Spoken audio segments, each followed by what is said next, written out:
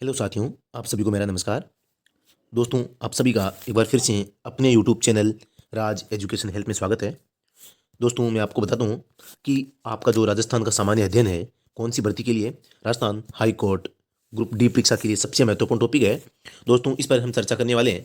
दोस्तों, अगर आपने अभी तक हमारे इस यूट्यूब चैनल को सब्सक्राइब नहीं किया है तो इसको सब्सक्राइब जरूर कर लें तथा बेल आइकन उसको प्रेस कर दें, ताकि इसके बाद में भी जो वीडियो आएंगे उनके अपलोड होने की सूचना आपको मिल सके। दोस्तों, आज का हमारा टॉपिक होगा राजस्थान का एकीकरण। दोस्तों, मैं आपको बता दूं कि जो राजस्थान का हाईकोर्ट ग्रुप डी का पेपर होगा उसमें डायरेक्टली राजस्थान के एकीकरण का कोई टॉपिक नहीं लिखा गया है, लेकिन ऐतिहासिक व्यक्ति तथा दोस्तों राजस्थान का जो परिचय है वो इसमें उसमें से प्रश्न पूछे जा सकते हैं, या राजस्थान की जो भौतिक स्थिति है, राजस्थान की भौतिक स्थिति से संबंधित प्रश्न है वो पूछे जा सकते हैं, क्योंकि राजस्थान की भौतिक प्रदेश है। ये टॉपिक हमारे सिलेबस में कॉमन है। तो दोस्तों, वहीं से इसके साथ में ये टॉपिक है जुड़ा हुआ है, और जुड़े होने के कारण दोस्तों उसको पढ़ने से पहले हमें ये इस टॉपिक को क्लियर कर लेना चाहिए। तो दोस्तों, शुरू करते हैं आज का ये वीडियो। दोस्तों, अगर ये वीडियो पसंद आए तो इसको लाइक शेयर और कमेंट करना बिल्कुल नहीं भूलें। सबसे पहली लाइन है कि राजस्थान का एकीकरण। दोस्तों, सबसे पहले आप सबको पता होगा कि राजस्थान में 19 रियासतें हैं, 3 ठिकाने। ठिकाने कौन कौन से थे? लावा, नीमराणा, कुशलगढ़। दोस्तों, ये लावा था, लावा टोंक में था, नीमराणा अलवर में था, कुशलगढ़ बांसवाड़ा में था। नंबर आगे है एक केंद्र शासित प्रदेश। आप सबको पता है अजमेर मेरवाड़ा, जो कि अजमेर में के पास में स्थित है। दोस्तों, ये भी एक पहले केंद्र शासित प्रदेश था। आगे बात करें, इन सभी को मिलाकर इन सभी को मिलाकर राजस्थान का एकीकरण किया गया। एकीकरण का मतलब क्या होता है कि कई सारी रियासतों, ठिकानों और केंद्र शासित प्रदेशों को मिलाकर किसी एक प्रदेश या राज्य या देश का निर्माण कर देना एकीकरण कहलाता है। जो राजस्थान का एकीकरण हुआ था, इसमें इन सभी को मिला लिया गया। सबसे पहली बात, ये प्रश्न यही भी बन सकता है कि राजस्थान में एकीकरण में निम्न में से किन किन को शामिल किया गया। तो दोस्तों, आपको तीनों करने हैं: 19 रियासतें, 3 ठिकाने और एक केंद्र शासित प्रदेश। 3 ठिकानों की बात आ जाए तो दोस्तों आप इन तीनों को याद रखना बहुत ही इंपॉर्टेंट है दोस्तों, तीनों ही। तो दोस्तों, और केंद्र शासित प्रदेश की बात हो जाए तो एक अजमेर मेरवाड़ा आप सबको पता है केंद्र शासित प्रदेश था। तो दोस्तों, इन सबके नाम याद रखने हैं। आगे बात करें, मेवाड़ के महाराणा भूपाल सिंह ने राजस्थान, गुजरात तथा मालवा की रियासतों को मिलाकर राजस्थान यूनियन बनाने का प्रयास किया था। इस हेतु 25 जून 1946 को सम्मेलन का आयोजन उदयपुर में किया गया। बहुत इंपॉर्टेंट है कि राजस्थान, गुजरात और मालवा की रियासतों को मिलाकर राजस्थान यूनियन बनाने का प्रयास किसने किया था? उदयपुर या मेवाड़ के जो महाराणा भूपाल सिंह थे उन्होंने किया था। और इसके लिए उन्होंने सम्मेलन भी किया था। वो कहाँ किया था? उदयपुर में। और कब किया था? 25 जून 1946 में। अब आगे, रियासती विभाग। रियासती विभाग की स्थापना कब हुई? स्थापना 5 जुलाई 1947 को हुई। अध्यक्ष थे वल्लभ भाई पटेल, सचिव थे वीपी मेनन। दोस्तों, जो ये रियासतें थी, इनको मतलब मार्गदर्शन प्रदान करना, इनको समझाना या भारत में मिलाने की जो प्रक्रिया थी, इससे संबंधित ये विभाग है रियासती विभाग। आगे बात करें तो इसका काम था कि जो रियासतें हैं, हमारे पूरे भारत में जो रियासतें थी, इनका एकीकरण करना तथा अनेक प्रकार के राज्यों का गठन करना तथा प्रत्येक रियासत को किसी न किसी राज्य में सम्मिलित करते हुए उनको उनका एकीकरण करवाना। सबसे बड़ी बात थी कि इस विभाग के अनुसार 10 लाख से अधिक जनसंख्या व 1 करोड़ से अधिक आय वाली रियासत स्वतंत्र रह सकती थी। तो ये रियासती विभाग है, इसकी कुछ गाइडलाइन थी कि अगर किसी रियासत की जनसंख्या 10 लाख से अधिक है या उसकी जो आय है 1 करोड़ से अधिक आय है, तो दोस्तों वो रियासत रियासत क्या रह सकती थी? रियासत स्वतंत्र रह सकती थी। स्वतंत्र का मतलब है कि वो जरूरी नहीं कि किसी भी राज्य में मिले। जैसे कोई छोटी रियासत होगी बांसवाड़ा, तो दोस्तों बांसवाड़ा की अगर जनसंख्या ज़्यादा नहीं है तो इस बांसवाड़ा का जरूरी है कि वो किसी न किसी मतलब राज्य के साथ में मिले, क्योंकि उससे पहले बांसवाड़ा स्वतंत्र रियासत थी। तो उसके बाद में एकीकरण के समय क्या हुआ, उन रियासतों को कह दिया गया अगर आपकी जनसंख्या 10 लाख से अधिक है तो आप स्वतंत्र रह सकते हैं, बल्कि अगर आपकी जनसंख्या कम है तो आपको मिलना ही पड़ेगा। आगे बात आती है, ऐसी रियासतों की संख्या कितनी थी? ऐसी रियासतें जिनकी जनसंख्या है वो 10 लाख से अधिक तथा 1 करोड़ से अधिक आय। तो नंबर 1 है मेवाड़, जयपुर, जोधपुर और बीकानेर। ये 4 बड़ी रियासतें थी जिनकी जनसंख्या भी अधिक थी और आय भी अधिक थी। मतलब इन चारों रियासतों के पास में ये अधिकार था कि ये स्वतंत्र रूप से अपना अस्तित्व रख सकते थे। आगे बात करें कि भारतीय स्वतंत्रता अधिनियम आप सबको पता है कब लागू हुआ था? भारतीय स्वतंत्रता अधिनियम 18 जुलाई 1947 को पारित हुआ था। इसकी धारा 8 के अनुसार देशी रियासतों के साथ की गई अंग्रेजों द्वारा संधियां समाप्त कर दी गई। जो भारतीय स्वतंत्रता अधिनियम 18 जुलाई 1947 को जो पारित हुआ था, इसके तहत दोस्तों जो राजस्थान में जी रियासतें थी जिन्होंने अंग्रेजों के साथ में संधियां की थी, वो किसी भी प्रकार की संधि क्यों न हो, तो दोस्तों इन संधियों को समाप्त कर दिया गया। तो ये रियासतें अंग्रेजों से पूर्णतया मुक्त हो गई। राजस्थान के एकीकरण के 7 चरण थे जो निम्न प्रकार है। दोस्तों आपको सबसे बड़ी बात है, आपका जो ग्रुप डी का एग्जाम है इसमें सीधा पूछा जा सकता है कि जो राजस्थान का एकीकरण है इसके कितने चरण थे। दोस्तों अब हम एक एक चरण जो राजस्थान के एकीकरण का है उनको जानेंगे। दोस्तों प्रत्येक जानकारी यहाँ आपको मिलने वाली है, कोई भी प्रकार की जानकारी वो छोड़ी नहीं गई है। दोस्तों आपको लास्ट में ये भी बताया जाएगा कि इन सबको याद करने का आसान तरीका क्या है। दोस्तों सबसे पहले बात करें तो हमारा है मत्स्य संघ। अब मत्स्य संघ क्या है? राजस्थान के एकीकरण का पहला चरण। दोस्तों इसका नाम था मत्स्य संघ और ये नामकरण किसके द्वारा किया गया? के एम मुंशी के द्वारा इसका नामकरण किया गया। बहुत इंपॉर्टेंट है कि राजस्थान के एकीकरण का प्रथम चरण कौन सा है? मत्स्य संघ। और ये किसके द्वारा नामकरण किया गया इसका? के एम मुंशी के द्वारा। अब इसमें किस किस को मिलाया गया? सबसे पहले धौलपुर, करौली, अलवर, भरतपुर। इसके अलावा दोस्तों नीमराणा एक जो आप सबको पता है क्या था, एक लावा ये ठिकाना था। राजस्थान में 3 ठिकाने थे, लावा, नीमराणा और कुशलगढ़। दोस्तों इनमें से जो नीमराणा है उसका जो एकीकरण है राजस्थान के पहले चरण में हो गया था। दोस्तों बहुत इंपॉर्टेंट, सबसे ज्यादा इंपॉर्टेंट यहां है कि जो राजस्थान में 3 आपको पता ठिकाने थे, 3 ठिकानों का जो एकीकरण हुआ था वो कौन कौन से चरण में हुआ ये भी आपको ध्यान रखना है। तो प्रथम चरण में नीमराणा का जो एकीकरण है वो मत्स्य संघ के साथ में हो चुका है। धौलपुर में उदयभान सिंह थे धौलपुर के, उनको दोस्तों राज प्रमुख बनाया गया। इसके अलावा जो गणेश पाल करौली के थे उनको उप राज प्रमुख बनाया गया। राजधानी है वो अलवर बनाई गई इसकी, और जो उद्घाटन है वह भरतपुर में किया गया। ये सब क्यों हुआ दोस्तों आप सबको पता है? क्योंकि ये सभी रियासतें अलग अलग थी, पहले स्वतंत्र थी, सबको राजी रखना भी कंपलसरी है। नाराज हो गया तो वो मिलेगा नहीं, इसलिए धौलपुर के जो राजा थे उदयभान सिंह उनको राज प्रमुख बना दिया गया। करौली का जो गणेश पाल था उसको उपराज प्रमुख बना दिया। अलवर को राजधानी बना दिया। भरतपुर में इसका उद्घाटन कर दिया। तो दोस्तों सभी राजी हो गए और जो नीमराणा था इसको केंद्र शासित प्रदेश को भी साथ में मिला लिया गया। आगे बात करें तो जो इसका उद्घाटन था जो भरतपुर में हुआ था ये 18 मार्च 1948 1948 मतलब 48 को हुआ था। और इसका जो उद्घाटन करता थे वो कौन थे दोस्तों? 18 मार्च 1948 को एन.वी. गाडगिल। दोस्तों मत्स्य संघ का जो नामकरण कौन करता है? के एम मुंशी, जबकि उद्घाटन कौन करता है? एन.वी. गाडगिल। कब करता है? 18 मार्च 1948। अब बात आती है प्रधानमंत्री की। तो दोस्तों ये देखो, धौलपुर का उदयभान सिंह हो गया राज प्रमुख, करौली का गणेश पाल उपराज प्रमुख हो गया। अब दोस्तों अलवर के शोभाराम कुमावत है, इनको प्रधानमंत्री बना दिया गया है। उप प्रधानमंत्री है जुगल किशोर चतुर्वेदी भरतपुर। तो दोस्तों देखो, धौलपुर के हो गए, करौली के हो गए, अलवर के हो गए, भरतपुर हो गए, सबके जो लीडरशिप है सबको शामिल इसमें कर लिया गया है। तो दोस्तों इस प्रकार इसका एकीकरण हो रहा है। आगे बात करें, उदयभान सिंह ने पहले गोलमेज सम्मेलन में भी भाग लिया था। आगे बात करें, अब दूसरा चरण बहुत इंपॉर्टेंट है दोस्तों। अगर ये वीडियो पसंद आए तो इसको लाइक शेयर और कमेंट करना बिल्कुल नहीं भूलें। और दोस्तों अगर इसमें आपको कुछ कमी लग रही है तो दोस्तों इसको मेरे कमेंट्स में लिखिए कि इस क्लास में ये कमी है, ये गलत है, ये सही है। दोस्तों आपका कमेंट्स है हमारे लिए बहुत ही महत्वपूर्ण है। दोस्तों ये वीडियो पसंद है तो लाइक, नहीं तो डिसलाइक।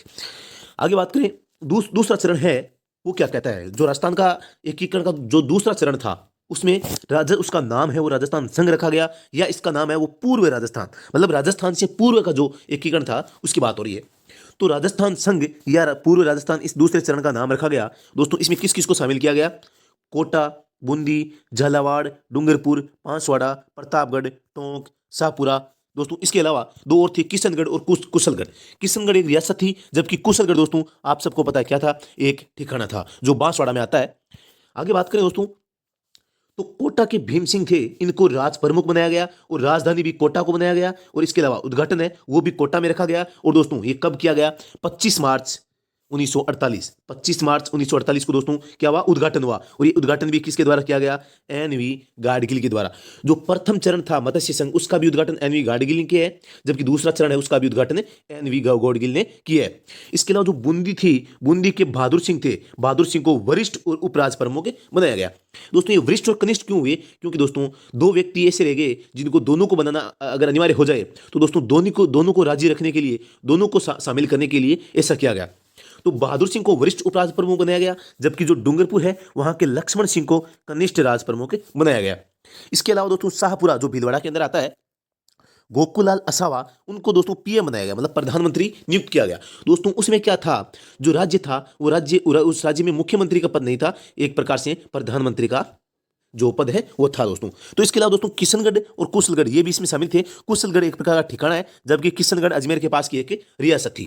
तो दोस्तों इस प्रकार दूसरा चरण है वो राजस्थान के एकीकरण का इस प्रकार हुआ था। आगे बात करें दोस्तों, शाहपुरा व किशनगढ़ रियासतों ने अजमेर मेरवाड़ा में विलय का विरोध किया था।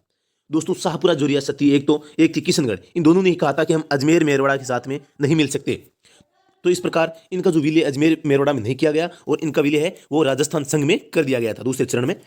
बांसवाड़ा के चंद्रवीर सिंह ने विलय पत्र पर हस्ताक्षर करते हुए कहा था कि मैं अपने डेथ वारंट पर हस्ताक्षर कर रहा हूं। क्योंकि दोस्तों अब आप बताओ, बांसवाड़ा एक स्वतंत्र रियासत थी जहां के राजा चंद्रवीर सिंह थे, वो दोस्तों विलय पत्र यानी जो राजस्थान का एकीकरण हो रहा है इसमें साइन कर रहे हैं। तो दोस्तों इसको पता था कि मुझे न तो राज प्रमुख बनाया जा सकता है, न ही उपराज प्रमुख, न कोई प्रधानमंत्री, न कुछ और। तो दोस्तों इस प्रकार उसको पता था कि मैं अभी राजा हूं और इसका एकीकरण होने के बाद में मैं राजा नहीं रह पाऊंगा। तो दोस्तों इस प्रकार उसने सोचा कि जो मेरी स्वतंत्र रियासत है वो रियासत ही मेरी नहीं रहेगी। इस प्रकार दोस्तों उसने जब विलय पत्र पर हस्ताक्षर किए तो उसमें एक बात कही थी कि मैं अपने डेथ वारंट, डेथ यानी होता है दोस्तों मृत्यु का वारंट, तो दोस्तों कि मैं अपने डेथ वारंट पर हस्ताक्षर कर रहा हूं, क्योंकि दोस्तों उससे लगता होगा कि ये सदमा है, मुझसे सहन नहीं होगा। आगे बात करें तो दोस्तों ये भी बहुत इंपॉर्टेंट है कि बांसवाड़ा के किस राजा ने अब ये लिखा था, विलय पत्र पर हस्ताक्षर करते लिखा था कि मैं अपने डेथ वारंट पर हस्ताक्षर कर रहा हूं। तो उसका नाम था चंद्रवीर सिंह। वीर तो था और सिंह भी था, लेकिन चंद्रवीर सिंह बहुत बड़ा नाम था, लेकिन इसने ये लाइन कही थी। आगे बात करें डूंगरपुर के लक्ष्मण सिंह। डूंगरपुर के लक्ष्मण सिंह ने 1977 में राजस्थान विधानसभा के अध्यक्ष भी रहे हैं। ये बहुत बड़ी हस्ती है दोस्तों। तो इस प्रकार जो लक्ष्मण सिंह है वो 1900 जो डूंगरपुर के थे उनको दोस्तों विधानसभा का अध्यक्ष बनाया गया था। कब बनाया गया था? 1977 में। इसके अलावा दोस्तों ये डूंगरपुर के लक्ष्मण सिंह है, ये हमारे जो दूसरा चरण है एकीकरण का राजस्थान संघ, इसका उपराज प्रमुख, कनिष्ठ राज प्रमुख, उपराज प्रमुख है, वो भी बनाया गया था। दोस्तों आगे बात करें, हमारा चरण है तीसरा। जो राजस्थान के एकीकरण का तीसरा चरण है वो क्या कहता है? इसका नाम क्या था? संयुक्त राजस्थान। दोस्तों सबसे पहली बात दोबारा रिवीजन करूं तो 18 अप्रैल 1948 को दोस्तों कौन सा चरण हुआ था? पहला चरण। 25 अप्रैल दोस्तों 1948 को कौन सा हुआ था? दूसरा चरण। और तीसरा चरण है वो तीसरा चरण कब हो रहा है? आप सबको पता है जो 25 सॉरी दोस्तों, ये जो एकीकरण होता पहला चरण कब हुआ था? 18 मार्च 1948 को, और दूसरा चरण कब हुआ था? 25 मार्च 1948 को। अब बात हो रही है तीसरे चरण की। जो तीसरा चरण था हमारा, ये चरण दोस्तों 18 अप्रैल 1948 को, मतलब लगभग एक महीने बाद में होता है। तो इसकी चर्चा करते हैं। सबसे पहले है तीसरा चरण, इसका नाम क्या था? संयुक्त राजस्थान। इसका नाम संयुक्त क्यों पड़ा? क्योंकि दोस्तों जो दूसरा चरण था पूर्व राजस्थान इसका नाम था, तो पूर्व राजस्थान में अंदर दोस्तों इसको किसको मिलाया जाता है? राजस्थान के अंदर दोस्तों इस मेवाड़ को मिलाया जाता है, क्योंकि मेवाड़ के जो भोपाल सिंह थे इन्होंने पहले विलय पत्र पर हस्ताक्षर नहीं किए थे और बाद में इन्होंने मनसा जाहिर कर दी थी, और इसको जैसे तैसे मना के इसको ये कह दिया गया कि आपको राज प्रमुख बनाया जाएगा। इस प्रकार दोस्तों भोपाल सिंह मेवाड़ के द्वारा भी विलय पत्र पर हस्ताक्षर कर दिए गए। इस प्रकार राजस्थान संघ जो दूसरा चरण था उसमें मेवाड़ को मिलाने से कौन बन गया? दोस्तों हमारा बन गया तीसरा चरण संयुक्त राजस्थान। दोस्तों संयुक्त राजस्थान के जो राज प्रमुख थे वो किसको बनाया गया? भोपाल सिंह, जो कि मेवाड़ के थे। वरिष्ठ राज प्रमुख है वो भीम सिंह कोटा को बनाया गया। कनिष्ठ राज प्रमुख है वो बहादुर सिंह बूंदी को बनाया गया, और एक दो व्यक्ति थे जिनको कनिष्ठ राज प्रमुख बनाया गया, लक्ष्मण सिंह डूंगरपुर भी। दोस्तों आगे बात करें, राजधानी उदयपुर को बनाया गया। उद्घाटन है वो कब किया गया? 18 अप्रैल 1948 को पंडित नेहरू के द्वारा, जवाहरलाल जो नेहरू है उनके द्वारा इसका उद्घाटन किया गया। आगे बात करें, प्रधानमंत्री थे दोस्तों माणिक्यलाल वर्मा को बनाया गया। उप प्रधानमंत्री गोकुलाल असावा को बनाया गया, जो साकुरा से संबंधित है। कोटा के विकास के लिए विशेष प्रयास किए जाएंगे, ऐसी बात और बोल दी गई, क्योंकि आप सबको पता है जो दूसरा चरण था उसमें कोटा को भी शामिल कर लिया गया था। अब दोस्तों कोटा दूसरे चरण की राजधानी थी। अब जैसे तीसरा चरण आता है केवल मेवाड़ को मिलाया जाता है, तो दोस्तों राजधानी कोटा से उदयपुर आ जाती है, तो कोटा के लोग हैं वो नाराज न हो जाए, इसलिए दोस्तों एक घोषणा की गई कि जो कोटा राज्य है कोटा के लिए विशेष प्रावधान किए जाएंगे, ऐसी बात उस समय बोली गई ताकि विरोध न हो। आगे हैं, विधानसभा का एक अधिवेशन प्रतिवर्ष कोटा में होगा, यह भी बात बोली गई। और भोपाल सिंह जो मेवाड़ के थे 20 लाख रुपए प्रीवर्ष की मांग की गई थी। प्रीवीपर्स एक प्रकार की पेंशन थी दोस्तों, जो वार्षिक रूप से दी जाती थी। दोस्तों बात करें, इसमें 10 लाख रुपए औपचारिक प्रीवीपर्स था, 5 लाख रुपए राज प्रमुख का वेतन था, और 5 लाख रुपए धार्मिक अनुदान था। और इन रुपयों को वह अपने पर्सनल खर्चों पे या जो राज्य के अंदर है वो खर्च कर सकता था किसी भी प्रकार से। दोस्तों आगे बात करें, चतुर्थ चरण, 3 चरण पूरे हो गए। पहला चरण मत्स्य संघ था, 18 मार्च 1948 को हुआ था। दूसरा चरण राजस्थान संघ या पूर्व राजस्थान था, जिसका 25 मार्च 1948 को हुआ था। और तीसरे चरण में जब केवल मेवाड़ को मिलाया गया था, तो दोस्तों वो था 18 अप्रैल 1948 को हुआ था। और अब ये है चौथा चरण। दोस्तों अधिकांश रियासतें हैं वो अभी भी बाकी हैं। चौथा चरण था, उसमें क्या हुआ था? चौथा चरण इसका नाम दिया गया था वृहत राजस्थान। अब ये वृहत राजस्थान क्यों दिया गया, आप सबको पता है। सबसे पहला मत्स्य संघ था जिसमें अलवर, भरतपुर, धौलपुर, करौली और नीमराना को शामिल किया गया। दूसरा चरण था कोटा, बूंदी, बारां, झालावाड़, कुशलगढ़, बांसवाड़ा, ये आपके डूंगरपुर वगैरह, शाहपुरा, किशनगढ़, इन रियासतों को शामिल किया गया। जो तीसरा चरण था इनमें केवल मेवाड़ को और जोड़ दिया गया। इस प्रकार इधर की रियासतें तो पूरी हो गई। अब बात आती है चतुर्थ चरण की। जो तीसरा हमारा चरण था संयुक्त राजस्थान, इसमें दोस्तों राजस्थान की जो 4 बड़ी रियासतें हैं इनको शामिल कर लिया गया। इसको पढ़ते हैं। राम मनोहर लोहिया ने राजस्थान आंदोलन समिति का गठन किया तथा शेष रियासतों के जल्दी विलय की मांग की। आगे है संयुक्त राजस्थान। जो वृहत राजस्थान है इसका जो एकीकरण हुआ किस प्रकार हुआ, संयुक्त राजस्थान में प्लस किया गया। किसको, जयपुर, जोधपुर, बीकानेर और जैसलमेर, इन 4 बड़ी रियासतों को दोस्तों इसमें शामिल किया गया। किसमें, संयुक्त राजस्थान में। संयुक्त राजस्थान में कौन है, मेवाड़, और जो दूसरे चरण में रियासतें शामिल हुई थी कोटा, बूंदी, बारां, झालावाड़, डूंगरपुर, बांसवाड़ा, कुशलगढ़, शाहपुरा, किशनगढ़, जो कुशल ये है, तो इस प्रकार ये रियासतें थी। तो दोस्तों इन सबको, ये संयुक्त राजस्थान में पहले से है, तो इन सभी में इन 4 राजस्थान की सबसे बड़ी रियासतों को और शामिल कर लेने चाहिए। इसका नाम है वो वृहत राजस्थान पड़ा। तो दोस्तों आप समझ सकते हैं कि वृहत राजस्थान इसका नाम क्यों पड़ा। और दोस्तों ये जो चरण है ये कब हुआ था, 30 मार्च 1949 को ये चरण संपन्न हुआ था। इसी कारण दोस्तों 30 मार्च को राजस्थान दिवस के रूप में मनाया जाता है और यादगार रखा जाता है, क्योंकि इस दिन जो राजस्थान है वो वृहत राजस्थान के रूप में कन्वर्ट हो गया था और राजस्थान का अधिकांश भाग है इस चरण के तहत शामिल हो गया था। क्योंकि जो संयुक्त राजस्थान था इसमें बहुत बड़ी रियासतें, जो 4 रियासतें थी, जयपुर, जोधपुर, बीकानेर और जैसलमेर। दोस्तों आप सभी को याद रखना है कि जो ये हमारा चरण है चौथा, इसमें 4 जो बड़ी रियासतें थी वो कौन कौन सी थी, जयपुर, जोधपुर, बीकानेर और जैसलमेर, और इसमें संयुक्त राजस्थान को भी शामिल किया गया। आगे बात करें, अब इसमें देखो महाराज प्रमुख का पद और बनाया गया है। महाराज प्रमुख किसको बनाया गया, महाराणा भूपाल सिंह मेवाड़ को। वरिष्ठ उपराज प्रमुख हनुमंत सिंह जोधपुर, भीम सिंह कोटा, 2 को बनाया गया। कनिष्ठ उपराज प्रमुख बहादुर सिंह बूंदी, लक्ष्मण सिंह डूंगरपुर को बनाया गया। राज प्रमुख कौन बना, स्वाभिमान सिंह सेकंड जयपुर के। प्रधानमंत्री कौन बना, हीरालाल शास्त्री। उद्घाटन कब हुआ, 30 मार्च 1949 जयपुर में। चैत्र शुक्ल एकम है, विक्रम संवत 2006 को। दोस्तों आप याद रखनी ये चीज आपको, दोस्तों आपके एग्जाम के पॉइंट ऑफ व्यू से 30 मार्च 1949 जयपुर में उद्घाटन हुआ। प्रधानमंत्री हीरालाल शास्त्री हुए, राज प्रमुख स्वाभिमान सिंह सेकंड जयपुर के बंद को बनाया गया। और दोस्तों उद्घाटन करता थे वो कौन थे, वल्लभ भाई पटेल। ये सब बातें जो आपके लिए महत्वपूर्ण है दोस्तों, उनको आपके सामने मैं रख रहा हूं। दोस्तों अगर वीडियो पसंद आए तो लाइक शेयर कमेंट बिल्कुल कीजिए। आगे बात करें, आगे है राजधानी जयपुर को बनाया गया। इसमें राजधानी जयपुर व जोधपुर में राजधानी को लेकर विवाद हो गया, क्योंकि दोस्तों जयपुर और जोधपुर दोनों ही बड़ी रियासतें थी। अतः इसके समाधान के लिए एक समिति बनाई गई जिसने जयपुर को राजधानी बनाने की सिफारिश की। अब ये समिति कौन थी और कौन कौन इसमें थे, समिति के सदस्य थे BR पटेल, मतलब भीमराव, जो BR पटेल है दोस्तों, ये TC पुरी, CSP सिन्हा। आगे है इस जो वृहत राजस्थान है इसके तहत दोस्तों जो ये समिति की सिफारिश थी, इसमें हाईकोर्ट है वो जोधपुर में रखा गया, शिक्षा विभाग है बीकानेर में रखा गया, वन एवं सहकारी विभाग कोटा में रखा गया और खनिज विभाग उदयपुर में रखा गया। दोस्तों आप सबको पता है ये वर्तमान में भी इसी प्रकार से वर्तमान में स्थित है। दोस्तों ये इनका मुख्यालय भी पूछा जा सकता है आपके एग्जाम में, तो आप इनको भी याद कर सकते हैं। इस प्रकार दोस्तों जो चौथा चरण था वो संपन्न हुआ। अब बात करते हैं दोस्तों पंचम चरण की।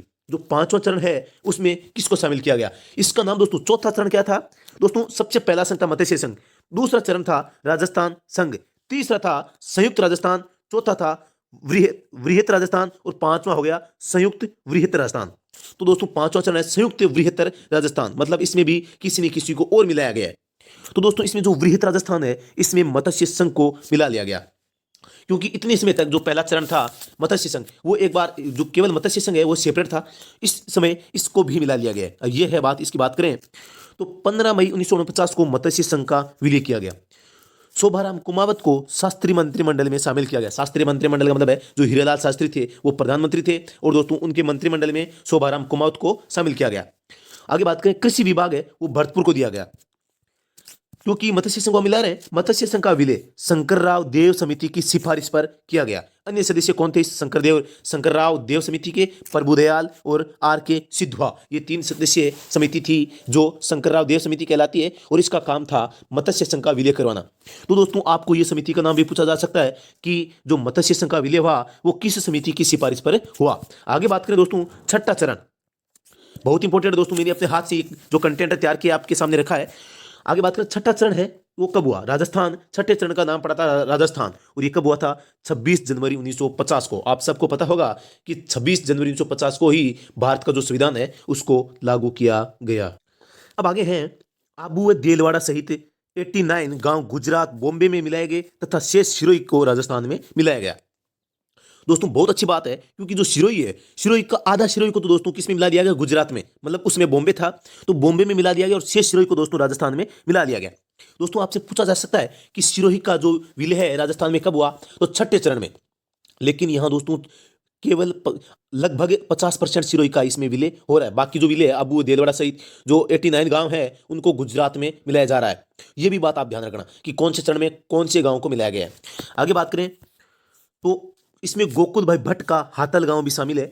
हमारे प्रदेश का नाम राजस्थान रखा गया, दोस्तों सबको पता है। केवल राजस्थान शब्द वो हमारे छठे चरण में ही आया है, क्योंकि पहला एकीकरण मत्स्य था, दूसरा जो राजस्थान संघ था या पूर्व राजस्थान था, तीसरा संयुक्त राजस्थान था, चौथा वृहत राजस्थान था, और पांचवां संयुक्त वृहत राजस्थान था, और छठा चरण है इसको दोस्तों नाम दिया गया है केवल राजस्थान। मतलब 26 जनवरी 1950 को संविधान लागू होने पर इस प्रदेश को विधिवत या औपचारिक रूप से राजस्थान नाम दिया गया था। यह चर्चा हमने राजस्थान की जो नामकरण है पहला टॉपिक हमने पढ़ लिया है, आप देख सकते हैं, इसका लिंक और डिस्क्रिप्शन में मिल जाएगा, आपने नहीं देखा तो देख सकते हैं।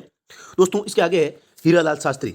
ये दोस्तों प्रथम मनोनीत सीएम थे, सीएम यानी चीफ मिनिस्टर, मतलब मुख्यमंत्री थे हमारे देश इस प्रदेश के।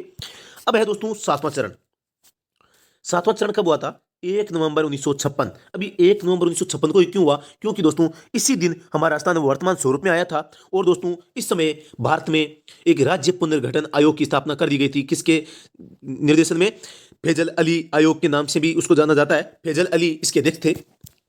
आगे बात करें, राज्य पुनर्गठन आयोग की सिफारिश के आधार पर, दोस्तों राज्य पुनर्गठन आयोग है राज्यों का पुनर्गठन करने के लिए, क्योंकि जो भाषा के आधार पर राज्यों का पुनर्गठन है, जो आंध्र प्रदेश में आप सबको पता है एक व्यक्ति की मृत्यु भी हो गई थी, और दोस्तों उस मामले के हाईलाइट होने के कारण राज्यों के पुनर्गठन से संबंधित एक आयोग का गठन किया गया, जिसके मतलब मुखिया थे फैजल अली, और ये फैजल अली आयोग भी कहलाता है। इन्होंने अपनी सिफारिश में कहा था कि आबू व देलवाड़ा को राजस्थान में मिलाया जाए, क्योंकि दोस्तों छठे चरण में इन दोनों को गुजरात में मिलाया जा रहा है। केवल सिरोही को राजस्थान में लिया गया था, लेकिन सातवें चरण में आबू व देलवाड़ा को राजस्थान में फिर से मिला लिया गया। अजमेर मेरवाड़ा को राजस्थान में मिलाएगा। बहुत इंपॉर्टेंट है कि राजस्थान के एकीकरण का कौन सा चरण है जिसमें अजमेर मेरवाड़ा को राजस्थान में मिलाया गया? एमपी का सुनेल टप्पा, बहुत इंपॉर्टेंट है दोस्तों, सुनेल टप्पा राजस्थान में मिलाया गया। राजस्थान का सिरोंज, ये और चीज आपको ध्यान रखनी है, सिरोंज क्षेत्र है उसको एमपी मतलब मध्य प्रदेश में मिलाया गया। आगे बात करें दोस्तों तो इस प्रकार 1 नवंबर 1956 को राजस्थान का एकीकरण पूरा हुआ। इस समय मुख्यमंत्री कौन थे? मोहनलाल सुखाड़िया। सातवें संविधान संशोधन के तहत 1956 के द्वारा राज प्रमुख का पद समाप्त कर दिया गया। कब किया गया? 1956 में, सातवां संविधान संशोधन के तहत। और दोस्तों राज प्रमुख का पद तो समाप्त हो गया, लेकिन इसकी जगह राज्यपाल का पद सृजित कर दिया गया, और राजस्थान के प्रथम राज्यपाल है वो गुरुमुख निहाल सिंह थे। आगे है 26वें संविधान संशोधन 1971 के तहत राजाओं के प्रीवी पर्स मतलब वार्षिक पेंशन को बंद कर दिया गया। आगे है अजमेर मेरवाड़ा यह पहले केंद्र शासित प्रदेश था। यहां पर 30 सदस्यों की धारासभा थी। धारासभा याद रखना है, 30 सदस्यों की। इसके मुख्यमंत्री हरिभाऊ उपाध्याय थे, यह भी ध्यान रखना है। हरिभाऊ उपाध्याय का संबंध था कौन सी रियासत से? दोस्तों अजमेर मेरवाड़ा केंद्र शासित प्रदेश से। हरिभाऊ उपाध्याय ने अजमेर मेरवाड़ा का विलय का विरोध किया था। इन्होंने स्वतंत्र रखना इसको चाहा था। आगे बात करें, जयपुर व अजमेर में राजधानी को लेकर विवाद उत्पन्न हो गया। इसके समाधान के लिए पी सत्यनारायण राव समिति का गठन किया गया। अब ये समिति थी, इस समिति के सदस्य कौन कौन थे? P Satyanarayana Rao, V Viswanathan, B K Gupta. समिति ने जयपुर को राजधानी बनाने की सिफारिश की। इस प्रकार अजमेर है वो राजस्थान का 26वां जिला बना। राजस्व विभाग है वो अजमेर को दिया गया, क्योंकि प्रत्येक जिले को वो राज्य रखना जरूरी था। आगे है आबू व देलवाड़ा को राजस्थान में मिलाने के लिए मुनिजिन विजय सूरी समिति बनाई गई थी। जो आबू व देलवाड़ा को इस 7वें चरण में मिलाया जा रहा है, तो दोस्तों इसके लिए एक समिति बनाई गई थी जिसका नाम था मुनिजिन विजय सूरी। दोस्तों ये भी नाम आपको याद रखना है, बहुत इंपॉर्टेंट है। आगे बात करें दोस्तों, मैं आपके सामने जो राजस्थान के एकीकरण के 7 चरण थे उनको एक ही पेज में लेकर आया हूं। आप देख सकते हैं आराम से और समझ सकते हैं। किसी भी प्रकार की कोई समस्या हो दोस्तों तो कमेंट्स में लिख सकते हैं। और दोस्तों आपको ये वीडियो कैसा लग रहा है कमेंट में जरूर लिखें, उससे हमें प्रोत्साहन मिलेगा। राजस्थान के एकीकरण के 7 चरण। दोस्तों सबसे पहला चरण है मत्स्य संघ।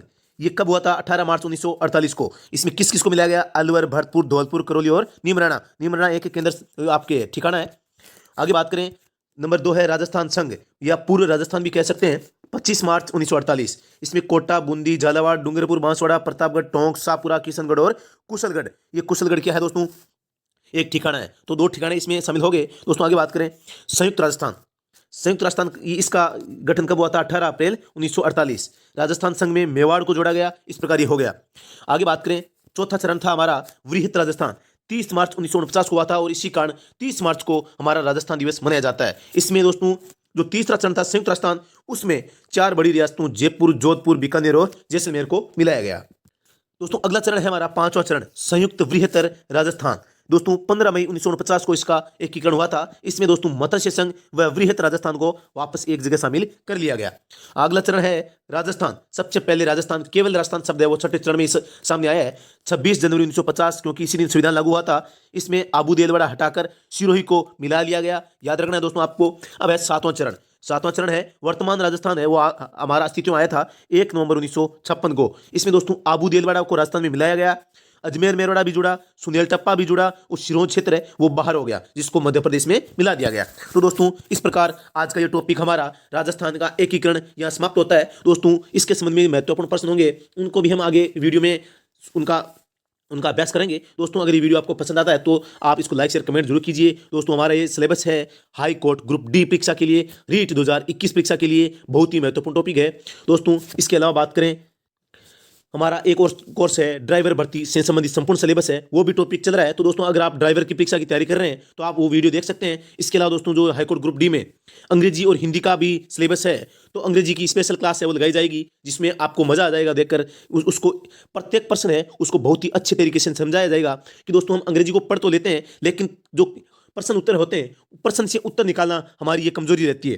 तो दोस्तों इसी कमजोरी को हम दूर करने की पक्का प्रयास करेंगे, और प्रत्येक प्रश्न में से उत्तर किस प्रकार निकाला जाता है वो हम अंग्रेजी के सिलेबस में जानने की कोशिश करेंगे। दोस्तों अगर आपको ये वीडियो पसंद आए तो लाइक शेयर कमेंट बिल्कुल कीजिए, तथा अब अगर आप हमारे चैनल पर नए हैं तो इसको सब्सक्राइब कीजिए, बेल आइकन को प्रेस कर दीजिए, ताकि इसके बाद में जो भी वीडियो आएगा उसकी जानकारी आपको तुरंत मिल सके और आप अच्छी से अच्छी तैयारी कर सकें। दोस्तों अभी के लिए इतना ही, फिर से मिलते हैं नेक्स्ट वीडियो में। जय हिंद, जय भारत, राम राम साहब।